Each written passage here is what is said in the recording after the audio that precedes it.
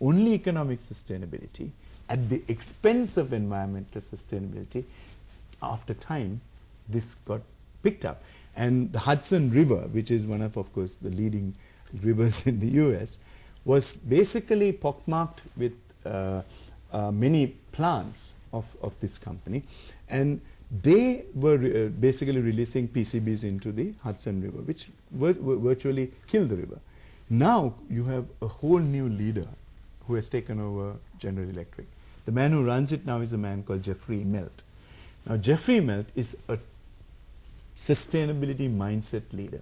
So what he has done in the last 10 years is, having now paid for the sins of the past almost in terms of the fines that they were getting paid, has now created a whole sustainability mindset company in General Electric. Encompassing the environment as well. Environment and social sustainability. He created Eco-Imagination. And I would say another brilliant leader like this is Lee Scott, who is about to now retire for Mike to take over. Now, Walmart used to be known as the company that exploited workforces, and social sustainability was a huge issue. Today, these guys have gone from there, post the Katrina, the famous Hurricane Katrina. Lee Scott, I mean, really created a whole new strategy for Walmart called Sustainability 360. And through that program, he has now created an organization that looks at every element of sustainability and is moving forward. Right. So basically what you have also done is given the CSR aspect a 3-dimension, so to say. So we will take a short break, Mr. Fernando, and we will be back with you soon. Okay.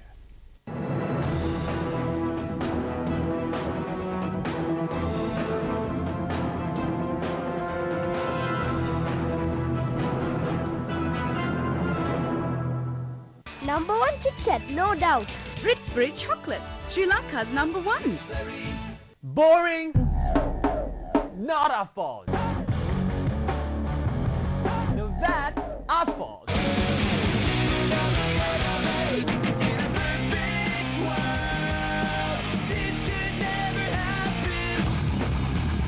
Harlem Rock every Saturday, 6 p.m.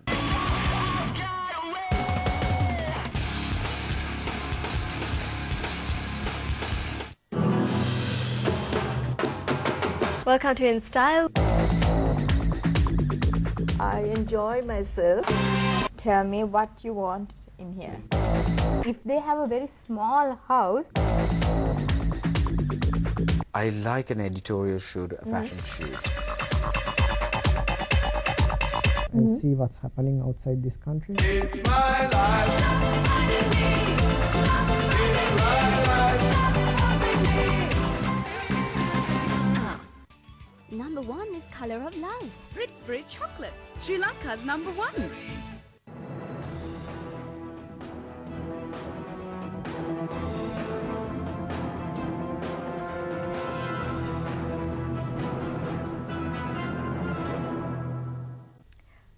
Welcome back. You're watching Roundtable, and we are with Mr. Ravi Fernando. He's the CEO of Slintech and also the focal point of the United Nations Global Compact. So he just talked about the subject he created and introduced called the Strategic Corporate Sustainability, and this was introduced as an elective in the INSEAD MBA program and also in the University of Pompeu Fabra University in Barcelona. It was introduced as a total elective in that MBA as well, and this subject is about redefining corporate social responsibility in a paradigm of addressing the sustainability framework. So Mr. Fernando, talking from there, we will also go to the United Nations Global Compact Summit, because we know that there's a summit coming up very soon. I think it's in July, right? Okay. What is this summit about? Just before that, I must make one small correction, right, which is that at INSEAD, it is in the advanced management program, right, that this subject is an elective. Right, okay? And then also the University of Pompeu Fabra, Barcelona, it's a full mainstream right, MBA subject. So actually, and the University of Colombo too. In the University of Colombo as MBA well. program. So it should feel really good that you have introduced a concept and it has become a subject in the curriculum. Absolutely. I think it's great to see good campuses taking it on and beginning to teach it. Deepamala, just getting into your question, which was the World Leaders Summit. The United Nations Global Compact every 2 years has a Leaders Summit, and this time's Leaders Summit is in New York. It's between the 24th and 27th of June. And this time, guess what the theme is?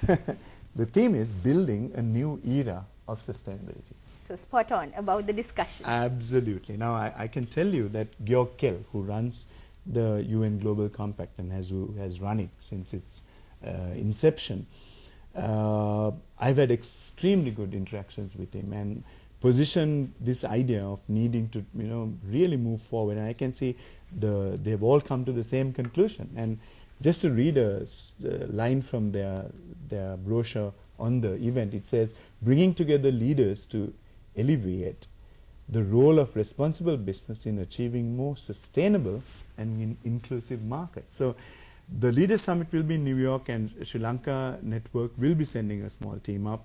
A few companies have already signed up to go for this, and it is a fantastic opportunity for us to listen to the world leaders of sustainability talking about why they do it and how they do it. And like I said, if the business world does not do this, we are not going to have a sustainable world, because you need businesses who are now the top economic entities. And they become such a big stakeholder in the process. Huge stakeholder in the process. And I really think it will be great for as many UN Global Compact signatories in Sri Lanka to attend this conference, because we will hear and learn from some of the best world leaders in sustainability in terms of the business world.